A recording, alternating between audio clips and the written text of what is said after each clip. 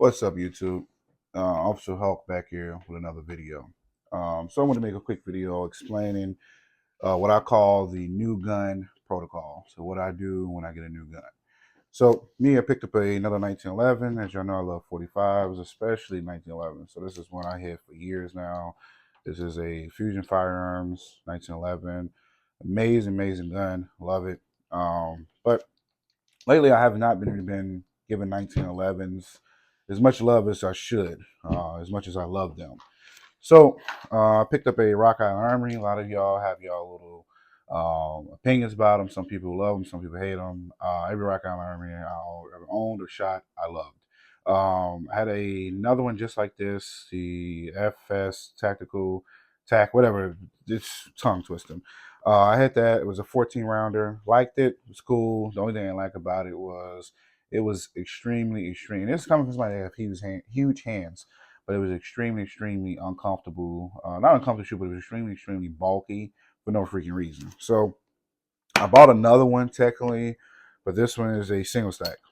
So wanted a 1911 with the rail, the full rail. And I feel like spending 1400 plus dollars for a Springfield TRP operator. Eventually, I will get one of these days whenever I feel like just not spending $1,400 for no reason. Now, already before I got this gun, before I started this video, I threw on some Hogue grips because they give you like a little bit extra cushion. Like I said, I have huge hands, so that's the reason why. So it comes with an 8-round magazine already.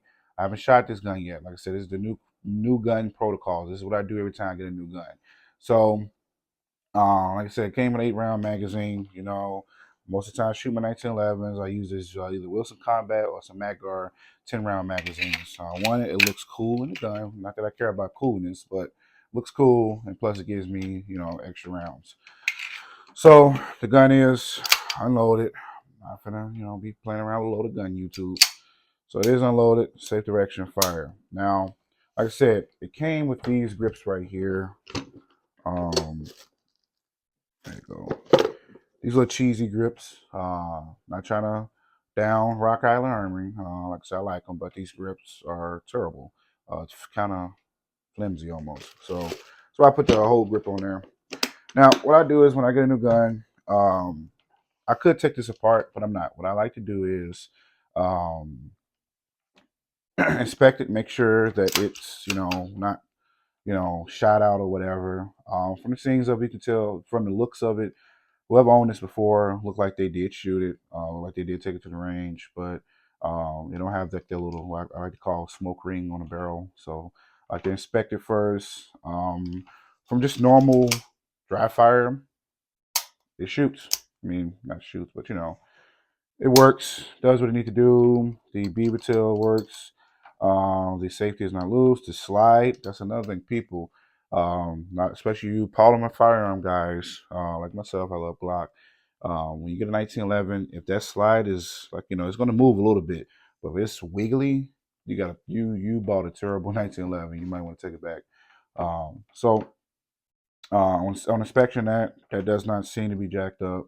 From what I can see from the internals, no need to take it. I don't need to take it apart right now. Like I said, I'm not about to clean it, whatever. But from just visual, um, everything seems to be working the way it should. It is a little dirty, which that's okay. This little seasoning on the gun.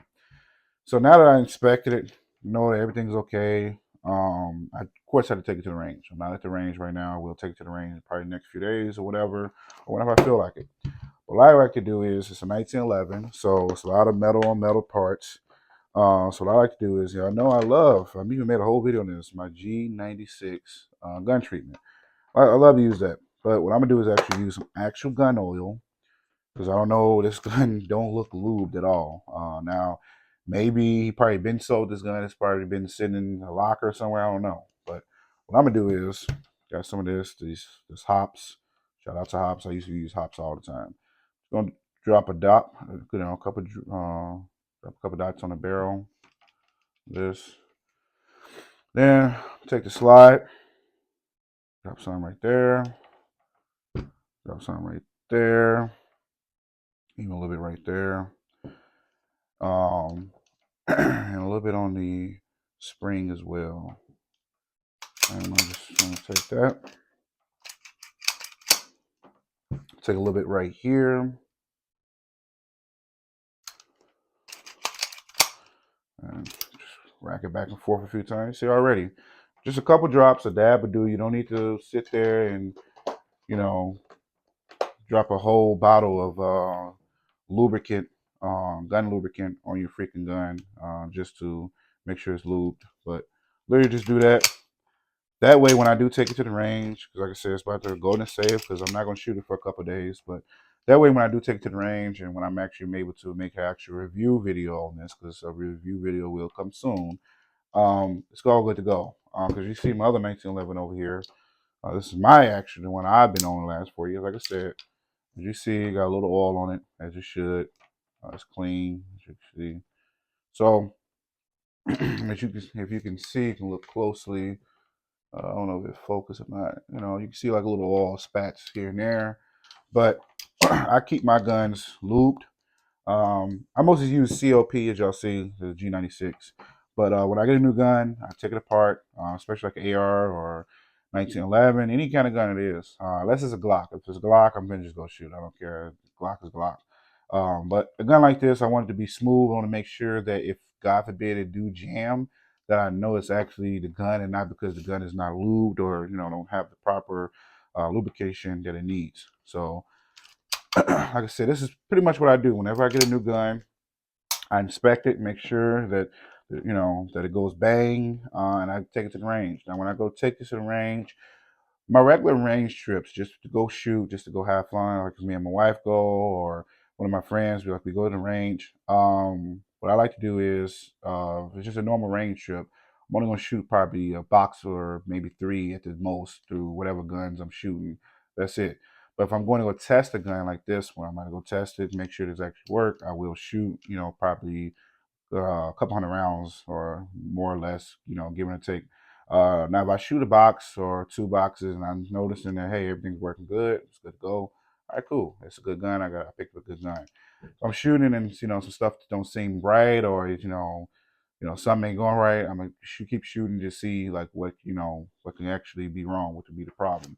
I'm no gun mechanic, no gunsmith, but I am a little knowledgeable when it comes to firearms. So, like I said, once again, shout out to Rock Island Armory. Every time I buy a Rock Island, I do come with a cool little case, and this is a case that you can actually, believe it or not, fly with. So if you on you better ride on TSA. You can lay lock this box. I would use a safer box, but you literally this is a lockable box. So I mean that's pretty dope.